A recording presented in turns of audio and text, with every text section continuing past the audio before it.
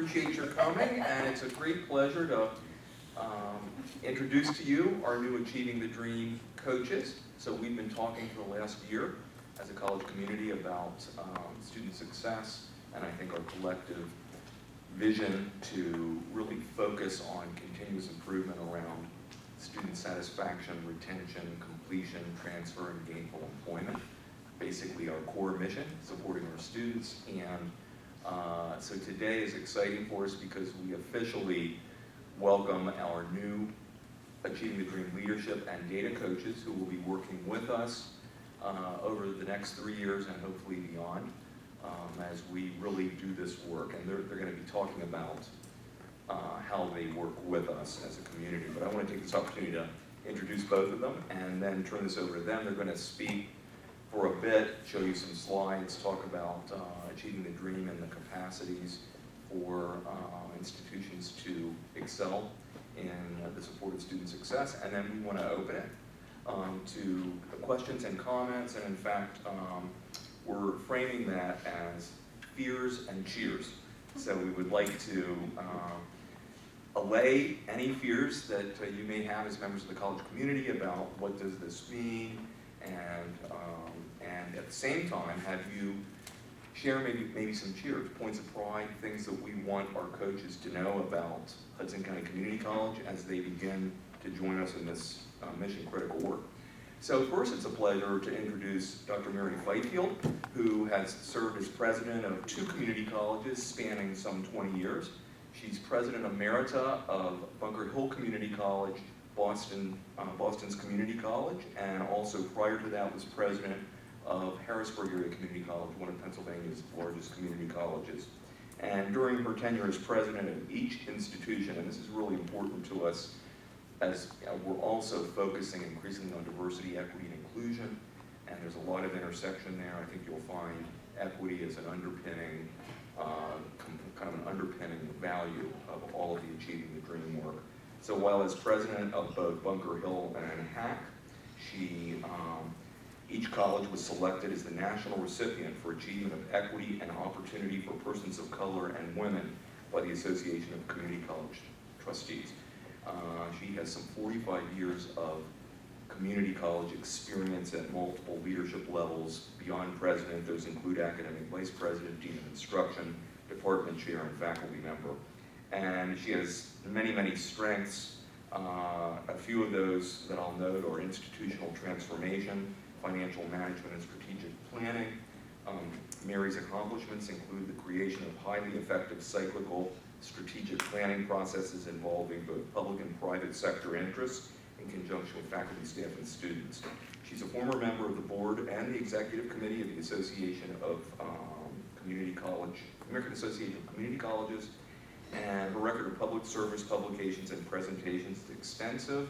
I'll note that that includes a filmed CNN interview, which aired on Your Money several times. She's given testimony before numerous state and federal legislative committees, including representing HCCC at the Spellings Commission on the Future of Higher Education.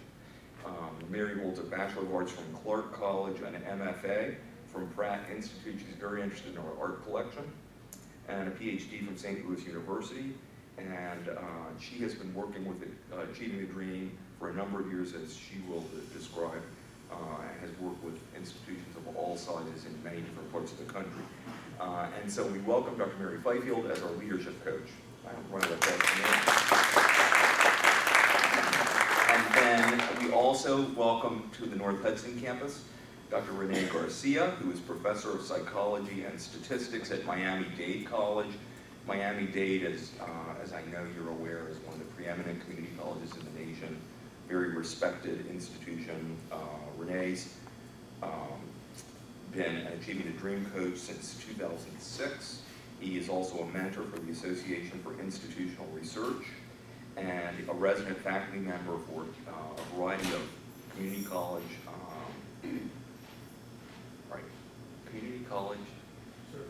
survey of student engagement institutes, including Men of Color engaging Latino students and entering student success. Rene retired from Miami-Dade in 2015 after 38 years of service there. He retired as Director of Enrollment Management, where for the last 15 years of his tenure, he had primary responsibility for coordinating Miami-Dade's recruitment and retention efforts. And some of his contributions include the redesign of the recruitment, admission, and intake process for 14,000 direct entry students and the coordination of orientation, advisement, assessment of non-cognitive factors, and an academic plan. And in conjunction with the IT department, he developed databases to track students by type and better tools for advisors to provide student information in a clear and accessible format. He was an integral contributor to the development of structured pathways at Miami-Dade and the recipient of its endowed teaching chair. And his experience also comprises test administration and development, research, grant writing, survey construction.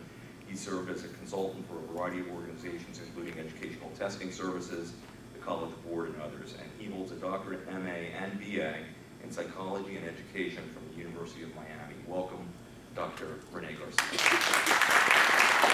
And with that, it's a pleasure to turn this over to Mary and Rene.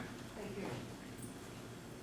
So, I was listening to that introduction, and this is the second time now, or maybe the third time I'm listening to Chris introduce us, and I'm listening to mine. Listen to Renee's, but I listened to mine first, right? And I was listening to it, and I said, oh my God, I said, who could that person be? Who could that person be? Because I remember when I was sitting around the kitchen table with my mother when I was 10 years old, and I remember she said to me, and she almost whispered it, she said, someday you'll go to college. And it sounded like the biggest thing. I mean, it sounded so overwhelming that I didn't even know what it meant. She didn't go past 4th grade, my father didn't go past high school. Nobody in my entire family, the history of my entire family, ever went to college except me. And it just sounded like such a big, overwhelming thing. And in fact, after I got my doctorate, which seemed like impossible, but once I got my doctorate, and I remember I was in a group, meeting with a group, and somebody said, and now we're going to ask Dr. Fifield what she thinks. And I looked around waiting for Dr. Fifield to get up and tell everybody what she thought, because it couldn't have been me, right?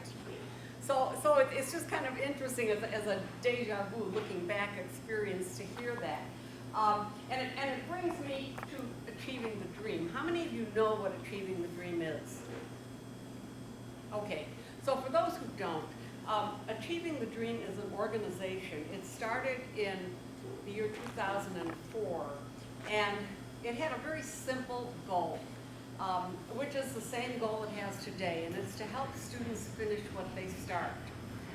Too often, for all of us, because of so much stuff going on in our lives, it's easy to get distracted.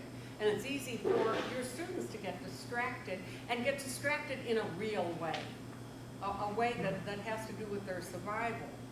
And Achieving the Dream said, well, we're not going to make excuses for that. We're not going to accept that as a reason. We believe every student can finish what he or she starts. And so as a result, this organization got started, funded by a lot of big funders, and today there are 277 community colleges in this country out of about 1,000 that are members of this organization called Achieving the Dream. If you go to its website, what you'll find on the website is that Achieving the Dream is the only non-governmental organization that is dedicated to student success. That's very important, because the reason I really got involved in it when I was president at Bunker Hill Community College in Boston is because the state government and the federal government started to get involved in measures of accountability, telling me as president what they thought made a successful college. And what they said to me when I was president there is, we're going to measure your success at Bunker Hill Community College by your first-time, full-time students. And we're going to count how many of them are persisting and how many of them are graduating. Well, I had 14,000 students. Only 500 of them were first-time, full-time students. And so they were going to measure the success of my entire institution based on this small group of 500 students. Achieving the Dream said, no, wait, there's a better way. We can begin to take control of our institutions. It isn't the federal government that needs to tell us what success is going to be. We're going to be an organization that helps institutions look at their data, look at their evidence, and find the best strategies to help all students succeed, not just a very small population of full-time, first-time students. And so when I was president of Bunker Hill, I found that to be a really refreshing alternative, some direction that I could really embrace, and something that would be much more meaningful for all of my students, not just my small group of 500. So when I left Bunker Hill after 17 years and I retired, I was thrilled that they asked me if I wanted to be involved and if I wanted to be a coach. When you join Achieving the Dream, as Hudson has, you inherit a leadership coach and a data coach, because evidence and data are so important to finding successful strategies. And as a result, here at Hudson then, I'm your leadership coach, Rene is your data coach. When I was at Bunker Hill, I had a leadership coach and a data coach. And so when they invited me to be a leadership coach when I retired, I quickly said yes, and I began coaching colleges, and now, and I'm in my 6th or 7th year, I think I'm coaching 8 colleges across the country. My most northern one is Minnesota. My most western one is Lone Star Community College, which has more than 80,000 students. And Rene and I coach that together. We don't always come as a pair. We look like we do, but we don't. We come as a pair here, we come as a pair to Lone Star in Texas. And I coach in Minnesota, I coach in North Carolina, I coach in the state of Delaware, and several places in between.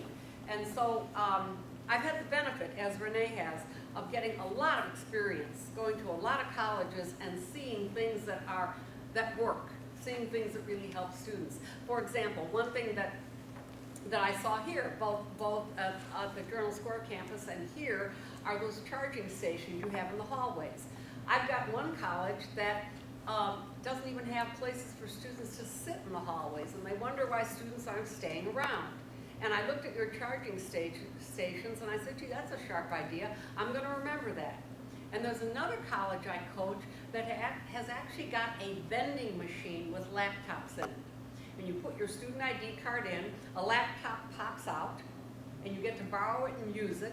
No one has ever stolen a laptop. They've always had them returned. And they're free of charge, just by putting your student ID in. And that's another really great idea that has helped a lot of students. So Rene and I have seen a lot of things that can really make a difference in students' lives.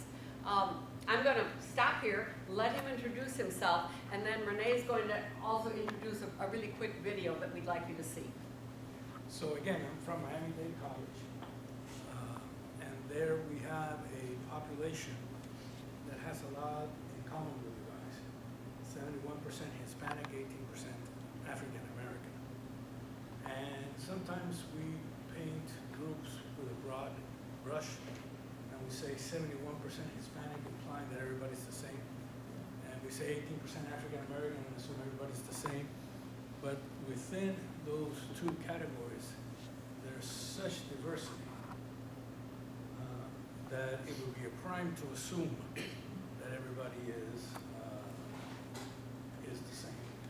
I started working with Achieving the Dream while I still had my day job, and I had a wonderful unintended consequence as a result. I was able to steal ideas from other people and take them back to Miami-Dade. And I hope I'm going to be able to do the same with you. I'm going to be able to steal. We've already stolen charging stations. We want to steal your... But we want you to give us what you've stolen. And let me tell you, I'd be happy to do that. And we've yelled at Eric a little bit because as discussions ensue, he wants to come in with a solution. And we say, well, you got to wait, you have to look at your data, you got to see, don't jump the gun. And then in discussions like this, we end up doing exactly what we're yelling at Eric about. An issue comes up, and now we just have a solution. Now we're going to go someplace else and says, you want students to hang around? Give them charging stations. And it sounds so simple. And what I heard from today, I think I heard it from you or maybe from Heather, that it all got prompted because there was a student sitting down with their phone plugged to the wall on the floor. And of course, at that moment, it was, oh, that's not right. But yet it took that before something had changed. So hopefully one of the things that we can bring to you is this external perspective of what other people are doing. Not so you necessarily copy it, but so that you can see if this will work here, and perhaps also mention some things that tanked were utter disasters, so you can learn from that experience. One of the things that we're going to ask you to do as an institution this first year is to tell us about how you perceive the institution. And we're going to do that through a survey called the ICAT. And rather than ramble on about it, we have a relatively short video that probably do a much better job of explaining this without the accent.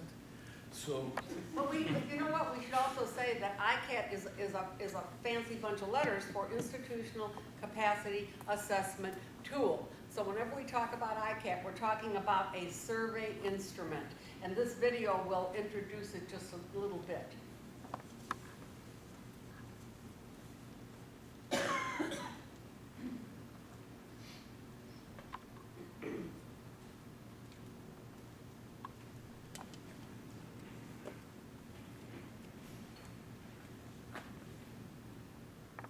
We could find a way to change the college experience so that all students could be successful.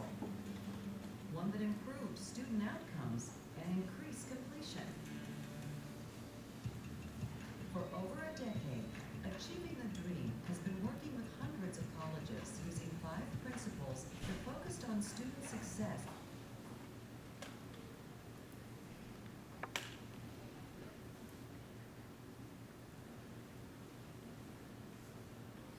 and built a culture of evidence. These principles have been used to inform decision-making and guide improvements in student success. What has evolved from this work is a new capacity-building framework and the Institutional Capacity Assessment Tool, or ICAT. This new model is built on the belief that student success is sustained by a student-focused culture. And a student-focused culture is developed through a holistic approach, one that builds capacity in these 7 areas. Strength across the 7 capacities means colleges are well positioned to adopt large-scale interventions like pathways and integrated planning and advising systems. The ICAT is a self-assessment for institutions that accompanies the capacity framework. It will pinpoint a college's strengths and needs in each of the 7 capacity areas. Our coaching and technical assistance is then tailored to bolster capacity where necessary. Developed from the ground up with input from the field, the ICAT was piloted at Achieving the Dream colleges. The experience has underscored the value of creating a student-centered culture in which all students can thrive. Through the ICAT, Achieving the Dream is enabling the important work of change that supports the success of all our students.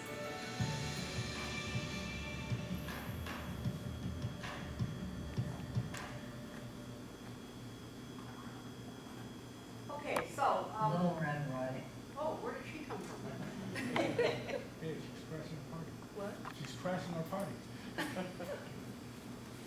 So, what you saw then is an introduction to this survey instrument, but I want to underscore something that I'm not sure came through as clear as it could have. There are about 80 of us coaches across the country.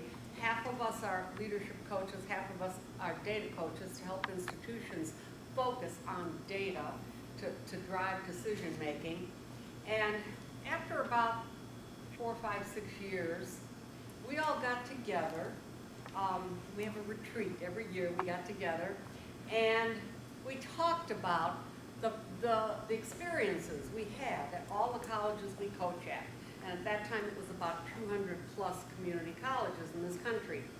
And what we concluded was that there were some things, some characteristics about the community colleges that were able to be more successful in helping students persist and complete than other colleges. And we tried to figure out what that was. And eventually, we kind of distilled it down to these 7 capacities that you see on this circle. With a, oh, how'd that happen? Hey, touch with your finger. You should touch the screen. If I touch it, does it move? Yes. My God,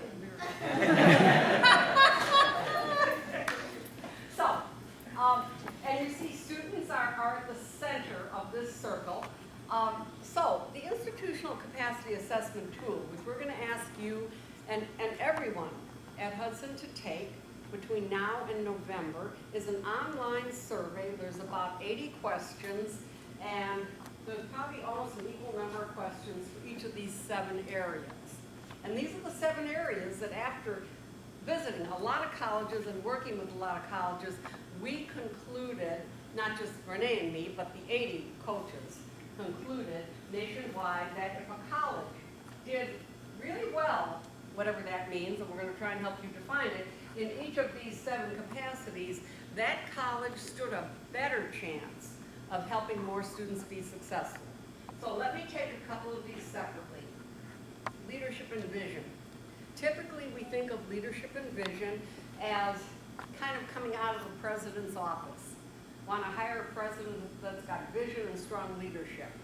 And while that may be the case, frankly, that's becoming an outdated model for the definition of leadership and vision. Because progressive presidents, like Dr. Reber and others across the country, realize that leadership can be found in anyone at any level of the institution, in any position. And that's a really important concept.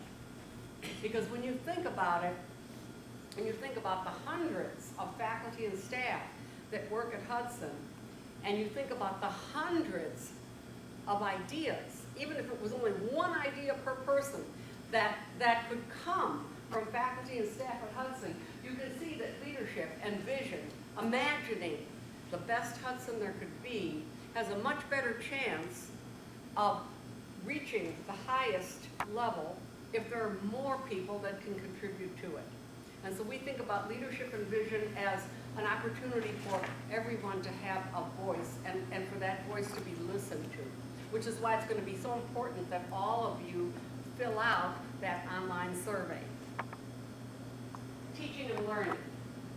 Teaching and learning, oh no. Thank you. I'm not going to go up there anymore. Teaching and learning was not in the original set of strengths or capacities when Achieving the Dream was founded.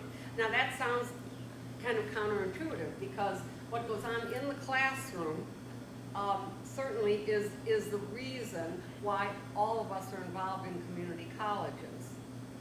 Students are what matter most. I think what we did is all of us assumed that everybody knew that teaching and learning was so important that we didn't include it. But when we got together and identified these 7 areas, more of us said, well, wait a minute, when we go visit colleges, sometimes the faculty say, well, wait a minute, why aren't we included? We're not represented. And we just thought, well, of course you are. And they say, well, then put us up there. And so that's where teaching and learning comes from. And then we found a bonus to the teaching and learning area because we concluded that we wanted teaching and learning to be defined by not only what happens in the classroom, but by every opportunity a student has to learn something, in this case at Hudson. Whether it's in the hallways, whether it's out of the classroom, whether it's in financial aid, whether it's in tutoring, whether it's in the writing center, wherever it is, teaching and learning takes place. And again, that gets back to that whole idea of everyone at Hudson having value and being able to make a really substantial contribution. Strategy and planning. The reason that one popped up is because we go to visit colleges, and sometimes what colleges say to us is, well, here's our Achieving the Dream program, but it isn't related to anything else. It looks like a separate little set-aside. And we said, gee, you've got a strategic plan. In some cases, colleges are facing accreditation. Now, you've just had a great accreditation visit. But in some colleges, students are, faculty and staff are preparing a self-study for accreditation. In some colleges, as you will be soon, they're working on a new strategic plan. And what's really important is that the principles behind Achieving the Dream present a unified picture. Achieving the Dream isn't a program. Achieving the Dream is a way to organize all of the strategies that you're engaged in to help students do better. So it isn't a program in and of itself. I'm going to talk a little bit about equity. Now, why didn't it do it? You broke it?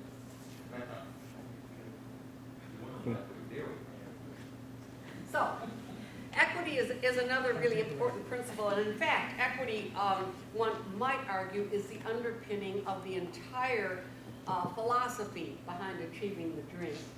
Because with that philosophy comes the concept of being able to determine what every student needs and being able to recognize that not every student needs the same thing to be successful.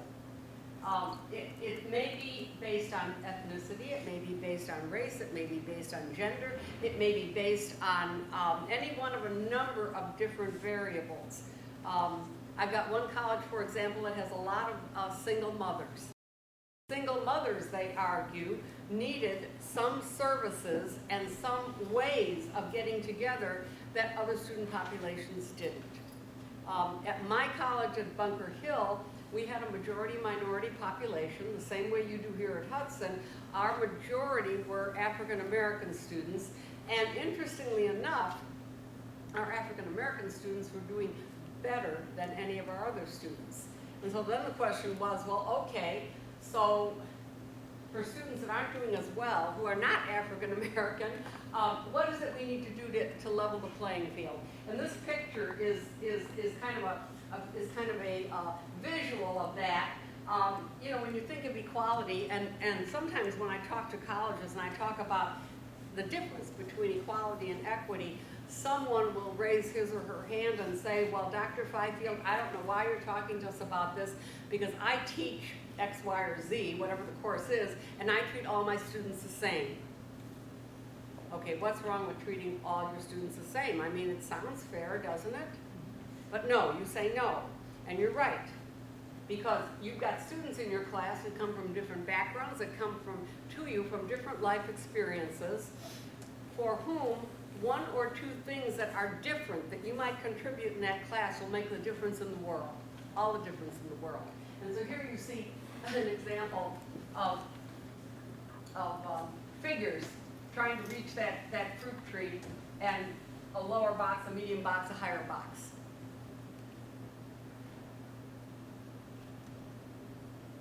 Okay, I'm going to turn this over to Rene, who's going to now go over some of these others, right?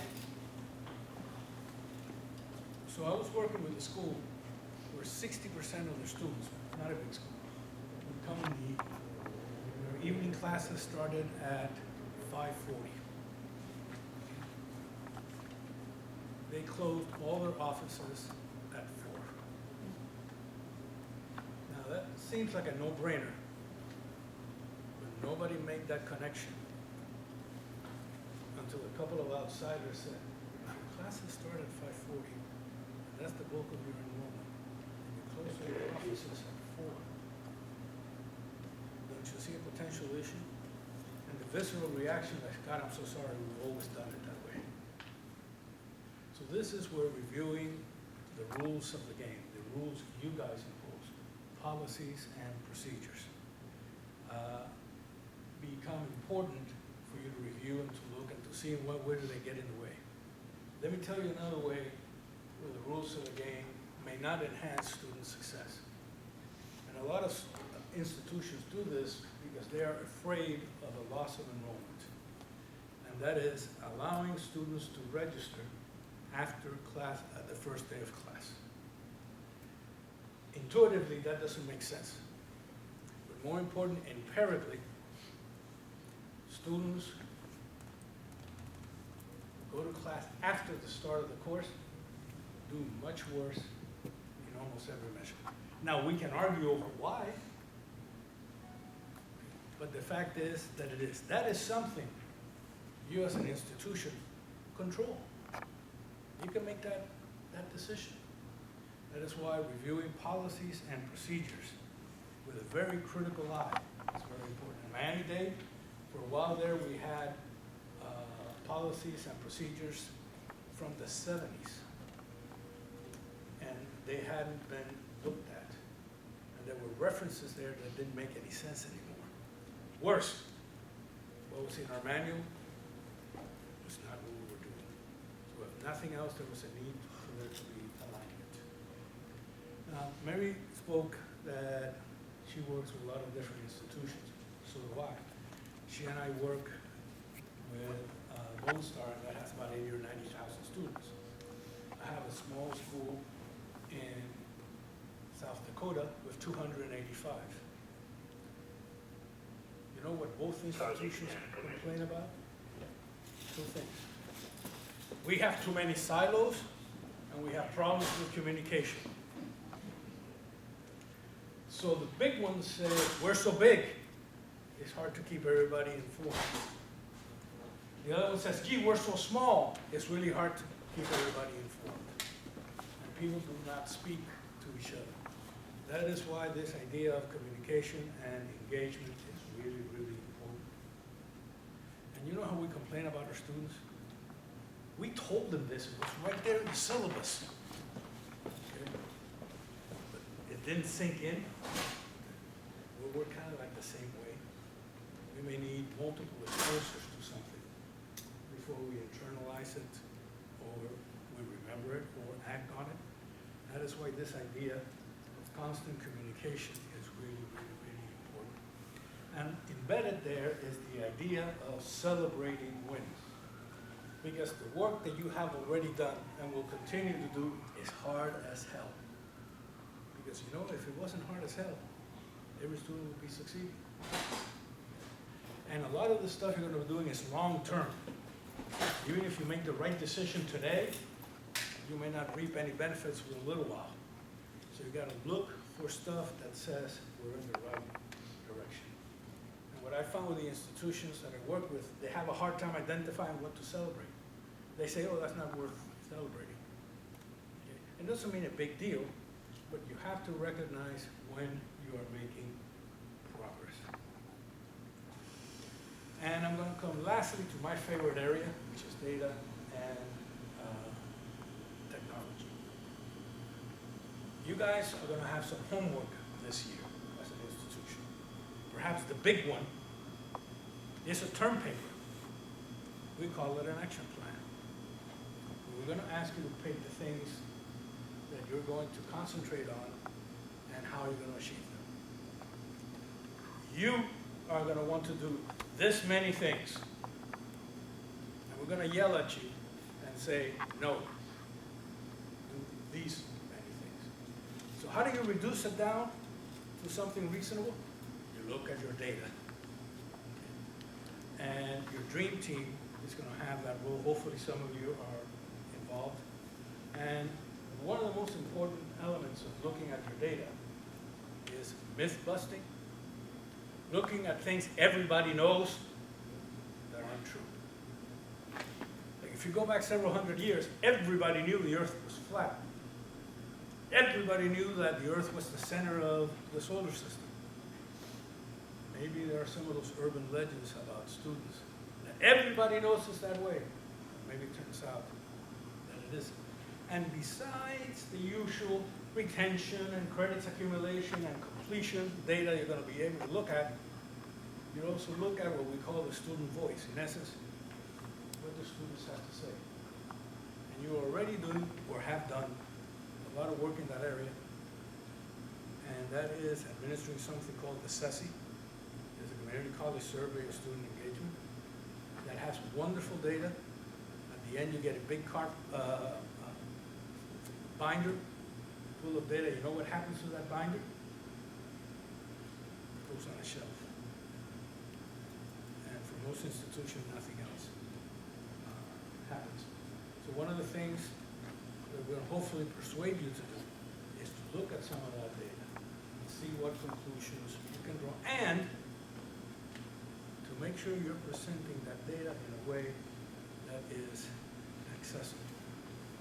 Most institutions have data of the yin-yang. That's not the issue. But it is not accessible, because what happens when data sometimes are presented? Here's the spreadsheet, 30 rows, 40 columns. Have a nice day. I don't even want to look at that. And if you have someone like your president, he said, no, give me the punchline. Give me 3 bullet points that are really important.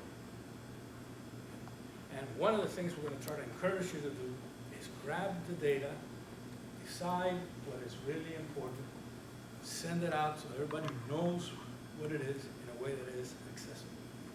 And doing that takes tremendous courage, because a lot of your data is going to suck. You ain't going to be proud of it. Okay? And it takes courage to be able to be willing to look at it and go, ugh. But hopefully that's enough to motivate you to say, so what are we going to do about it? And that is why each time your president makes a reference to transparency, he gets extra points. Because sharing the data is transparent, even if it isn't that great. Mr. President, I think that's more than enough.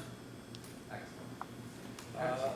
So let's open it to questions, comments, things you would like our coaches to know about the college. It always takes that brave first person to bring it. Well, I have a question. Good. What methods do you guys use to try to optimize how many students would take this survey in order to get a proper deduction from, student body? Well, the survey here isn't for students, it's for you guys. And we're going to encourage to cast a very wide net. In fact, what we have suggested is to send it to everybody, including your adjuncts. The results come back in a way that you can isolate by category and by function. And some of these areas speaks about things that maybe you guys don't know about. Like maybe someone in advisement is not sure what happens in teaching and learning or what the faculty do. In leadership, there are some items that talk about the board. You say, I don't know about the board. That's fine. We recognize that's the case. The survey has an option that says, I don't know. And what I would beg you to do is, if you don't know, say so. Don't skip the question. Don't skip the section. Because it is important not only what people think about the institution, but also to get a sense of what folks don't know, and that the institution wants its people to know. So how many? In a perfect world, everybody. Probably this is not a perfect world, so I'll take almost everybody. But this is not a test, and we're not auditors, and we're not evaluators. We've come as colleagues. We hope, and from what we've seen so far, that we can become part of your college community when we're here. We visit you 3 times the first year. And when we ask you to take this online survey, and you can take this from your office anytime you want. It'll be open probably for about 2 weeks. Takes up to an hour to complete, maybe less depending. But when you're answering these questions, again, this is not a test for you. This is your voice contributing to making a stronger Hudson County Community College. And that's the thought to always keep in your mind. once these survey results come back, they'll be shared with all of you, and you'll be able to see what the majority of faculty and staff at Hudson County Community College think are some of the stronger areas, the strengths, and some of the areas that you need to work a little more on. This survey is followed up by a very large, big participatory event. Achieving the Dream calls it a capacity cafe. We just call it a big, large participatory event. And what happens is you come and you sit at round tables, and we give you some questions about some of the things that you filled out, but essentially about 3 questions. Number 1, what do you think are the strengths, the major strengths of Hudson, maybe in the area of teaching and learning? What do you think are some challenges about teaching and learning? Just as a general category, if you had to think about it. And maybe you'd say, well, gee, there's not enough professional development, or maybe there's too much professional, who knows? But the point is that we'd ask you for a challenge. And then we'd say, okay, now we want each table to tell us what's an action plan. What is it that if this were up to you, you would do to fix this challenge that you identified? Then we're going to collect all that. You don't put your names on it. We collect it all. And it's not that Rene and I collect it. The college collects it, summarizes it all, and it's used in a variety of ways. Because certainly if you're going to spend time filling out a survey, and if you're going to spend time coming to an event when we're back here in November, you don't want to waste your time. And you want to be sure that whatever you say, somebody's listening to, and something's going to happen. And so as a result, what we've seen colleges do with it is we've seen it, those results being used to help with a new strategic plan. In your case, that will certainly be true. We've seen colleges use it first and foremost to help guide what Rene called your homework, or the action plan at the end of the first year, when we ask you to pick just 2 or 3 big things that you're going to work on here at Hudson that will help more students persist and complete. And that's not to say that there'll be just a couple single ideas. There'll be things underneath them, I'm sure. But hopefully, through this year, which is a planning year, through this year, you will begin to see what it is you're doing that really makes sense and is making a difference in student lives, and you ought to do more of it across the college. And you'll also be able to identify what are a couple projects that maybe I, as a staff member, really love, but I have to admit they're not really helping that many students. I may love doing it, but it's not helping that many students.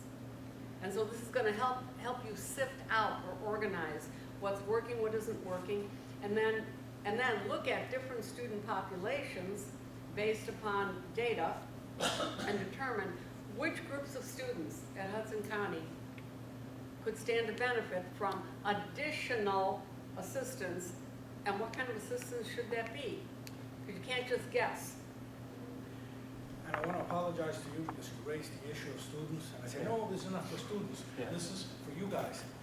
But students are critical to get their voice, and you already have some of that in this survey you guys have already done or will be doing. And you may also want to extend that by doing focus groups. That's a fancy way of saying you sit down a group of students and you ask them stuff. Because when we made a reference to myth busting, and that people assume certain things are true, maybe they aren't. That's where student surveys, the focus groups, and interviews come back, and you go, oh, that wasn't what I thought at all. This survey has one item that is my all-time favorite. It asks, did you feel welcome at this institution? Now, if students in group A say 80% yes, but students in group B said 20%, we got an issue. Even though your initial reaction would say, they're wrong, we welcome everybody. Well, somewhere along the line, the perception is different. And it's worth looking at students from that group B and say, hey, what's going on? What makes you feel welcome, what doesn't? And those conversations aren't surveys, meaning they're supposed to be representative, and then we generalize. No, you're asking students for their thoughts. And you're looking for the why behind what. So I want to apologize because I kind of glossed over the student reference, and it wasn't my intent. Are there questions or comments? Yeah. I was gonna ask, but you kind of answered it in a way. Oh, good, perfect question. Because Yeah. that what we already have. So, Yes, that is a question that we have already addressed. Go ahead. so in a way, like, how do you think would be the best way to integrate the students' voice to better the institution? The best way to integrate the student's voice. You want to go? You want me to take a shot? I'll start. So, you probably already have been successful to some extent in doing that. From a very formal perspective, focus groups with students are very good because students will talk to you if you ask them questions. In other situations, in the classroom, this morning, for example, we came across a group of students that were new to the college, an informal group, and that's a perfect environment to say to students, okay, you're coming here new, you're coming here for the first time. What do you think is going to be most important to you? What's going to make you want to stay here? Now, you can look at the research, and what the research will show you is that students who feel they belong, who feel people care about them, the same way as we, tend to do better, stay longer, and complete. And I think, in essence, you have a kind of a culture of listening to students, even if they don't speak, because that's how you got the charging station. Nobody came up and said, excuse me, Mr. President, we need charging stations. Probably nobody said that. But you guys said, well, there's a student on the floor connected to a plug on the wall. Why should they be sitting on the floor? And you want to encourage this sense of students feeling that they belong. And one way to do that is to have them stick around. For community colleges, that's a challenge because of the many responsibilities students have. They come to class, class is over, they get the hell out. Nobody hangs around the rat killer. But if you create an environment that makes it easier for them to say, Mary made a reference to that institution that had no place for the students to sit. And then they say, gee, I wonder why students don't hang around. Not one seat in the entire campus, except in the classrooms. So you have formal ways of getting the student voice, and you have these observational ways that do the same thing. And let me make a suggestion. Too often, when there's focus groups, or you have to have a group talk to accreditation, or perhaps even people like us, you have a tendency to trot out who? The honors college, student government. Go beyond that. Those are wonderful students. We want to hear from them. But there may be other voices out there, and bring those into. The ESL students. I have a comment. I work in a bookstore, and I came from a really big campus to come here. And one of the pros about coming here is that I really feel like this is a community, and I'm very, very happy to work here. But it's not just working, it's like almost like coming home almost. 'Cause Sure. I really like the people that I work with, as well as the students. I love helping them. It's a great opportunity for someone who likes to help, to help. Because there's a little language barrier, but I got my app now. Well, doing see, the thing. that's a perfect example of someone who's not necessarily in student service, not necessarily in academics. What can they do to contribute? And I've been to those bookstores who says, I'm here for English 101, over there. And then you go there, and you have this many choices. Somehow I suspect you're not going to have too many of those here. And also, as a coach, I've been on college campuses, on one college campus I can recall, where it was the first day of class, and the grass was being cut, you know, on one of those things that you ride, because it was a lot of grass, not like in Boston where I am, but a lot of grass. And students were wandering around with pieces of paper trying to find where to go. And the person cutting the grass turned that machine off, got up, walked over to the sidewalk, and was helping students find classrooms. Now, that was not that person's job. But think about the difference it made in how many students who, because they got help, were going to come back, compared to get lost and leave frustrated. I don't know if anybody's mentioned it, but in our winter college service day, we give awards. And two people, usually the professors that have done something unique or started a project or something else, but also to two people who have had an idea and put it in place and seen if it takes an effect. Oh, great! That's a great That's way. a win. Yeah. Those are celebrating wins. And that has a multiplier effect, because if you share an idea with 2, 3, 5, 10, 15, 100 people, that idea can be replicated. It took a while. Well, That's okay, it can take a while. One of the other things that we would encourage you to do is look at things that work in this area and have them do this. And look at things that don't work in this area, maybe give them the heat. Because you have limited resources and limited ability to handle things. That's why when you come, you will, despite the fact that I'm telling you, you're going to come with this many things you're going to want in the action plan. You can't handle those. You got to do this. I think the other temptation, as you're a new institution that has just joined Achieving the Dream, is to leave here and think to yourself, I'm not so sure what this means for me, but here's what I think would help students.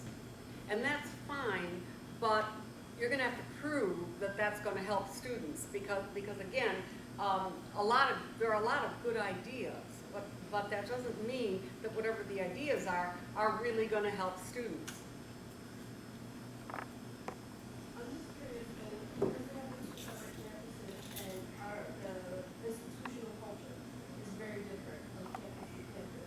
So what we survey and what the consensus might be for the city, it won't necessarily be the same thing for North Hudson, because it's just a very different environment. So what do you all suggest?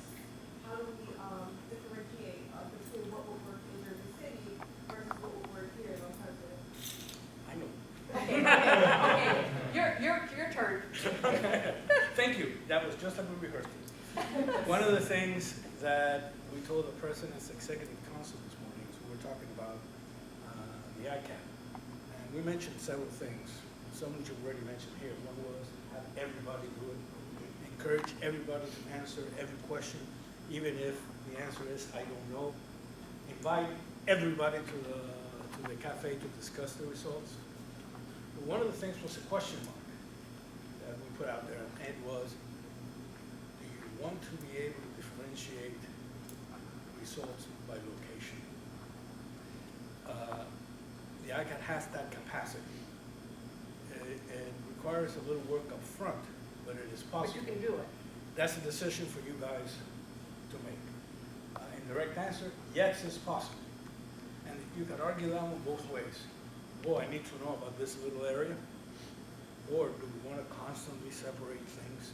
Or do we want institution? And both points are valid. So any decision that you make is perfectly acceptable. But the capacity is there to be able to. And I get it about the separate cultures, because I was thinking about it from Bunker Hill in Boston, and we had a campus that is like the Journal Square campus. We had a campus 2.5 miles away that's like this campus, and it's almost exact. I mean, it really is. And I knew as a president that as soon as I came to this campus, it had a totally different feeling. Now, it took me a little while to write it down and figure it out, but it had a totally different feeling. It was more familial. It was closer, something closer knit about it. Might have to do with the size, might have to do with, I don't know what, but you're right. There's a different spirit. So if you're interested in doing it, lobby, I don't know, the president? I don't know who to lobby. I hear Because we are gonna ask you to name a babysitter for this process, to kind of help coordinate things, and that person's gonna need to have marching orders. No, we're gonna ask you to name a leader for this process, no babysitters. Because what does a babysitter do? Make sure nobody gets hurt, and that everybody who is being babysat does what they're supposed to be doing. You know, that sounds like us. Yeah, we are. That's us too. In fact, if you allow me, one of the other things that we told the President's Executive Council this morning was what to expect from us. He said, well, we kind of bring three things. We bring structure. That's the same way why people who are on a diet go to Weight Watchers. You can lose weight on your own, but Weight Watchers gives you a structure. We provide encouragement, because sometimes institutions are unable to recognize the good things that they're doing, as counterintuitive as that may be. And the last thing is a little bit of nagging, because we're going to come to you and say, you said you were going to do A, B, and C. Did you do it? And if you tell us yes, we're going to say, and how did it go? And when you tell us it went well, we're going to say, how do you know it went well? And we're not going to go along and say, everybody liked it. No, that's not enough. We're going to be looking for more than that. So yeah, we're going to be doing babysitting and nagging. Maybe time for one more question or comment? Like about a month ago, some of us went to a conference, and the keynote speaker was talking about data that they have collected for over a decade.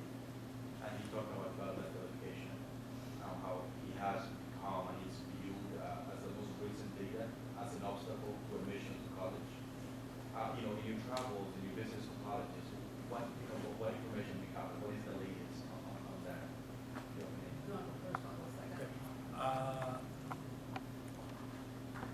That turned out to be the case despite the best intentions of the people involved. And part of the solution has been to use more than a single measure in placing students. And we talked a little bit about this, multiple measures. And quite frankly, for the population you guys serve, same as at Miami-Dade, a single standardized test may not be the best way to go. Because that'll tell you, okay, who are the false positives. What do I mean by the false positive? Somebody tested college level and they flunked. That's a false positive. You're going to know because they're going to flunk out. It never allows you to find a false negative, meaning someone who could have succeeded but wasn't given a chance. Multiple measures is a way. Contextualizing dev ed. We heard a little bit about this, and Mary spoke about having, for example, in ESL, have the language of their program or major embedded in the language that they're learning. Accelerating the process. Co-requisite courses so that you've got developmental students in the same course as college level students. I think what Rene and I are saying, if we had to kind of characterize this in a broad brush stroke, is that standardization is not the friend of an urban institution like this, or my urban institution, or Miami-Dade. Because it pretends everybody's the same, which doesn't make any sense. One more in the back.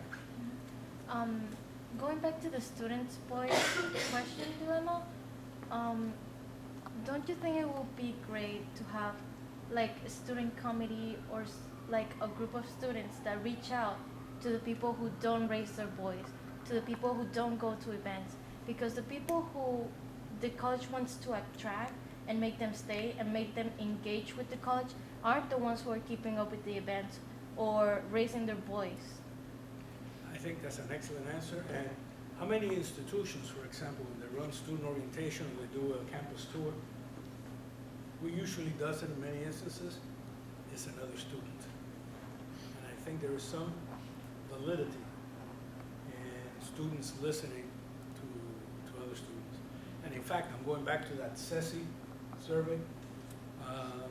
One of the questions is something along the lines of, where do you go when you have questions? The second most popular answer generally is a friend. And that can cut both ways, to be honest. You know, that reminds me of a practice that one college I'm aware of has, which actually is an enrollment or a recruitment strategy. It's called Bring a Buddy to Class Day. Every student's invited to bring a friend, come sit in on their classes. It's a safe environment. It's not intimidating. It's not threatening. Your friend is right next to you. So, please join me in a round of applause for Mary. We really look forward to really getting to know you and working closely with you, Thank and you. inviting you back many times, and working between visits as well with you as you help us as a community focus in on what we know about our students and where we want to focus our attention for continuous improvement. So this is an exciting day for us. Mary and Rene will also be attending College Service Day tomorrow, if you're able to go to that, and they'll be talking then as well. And I also want to just take this opportunity to thank Heather DeVries and Sheila Diamond. They are co-chairing our dream team of some 30 people and really providing the leadership to bring our whole college community into this important work. I also would like a show of hands, anyone that's on the dream team that's here. Jason is. So we have others that are not here today. You'll be hearing from them, but this is going to be a process that engages all of us. So thank you for being here. Hope to see you tomorrow. Thank you. Thank you so much. Enjoy the rest of your day.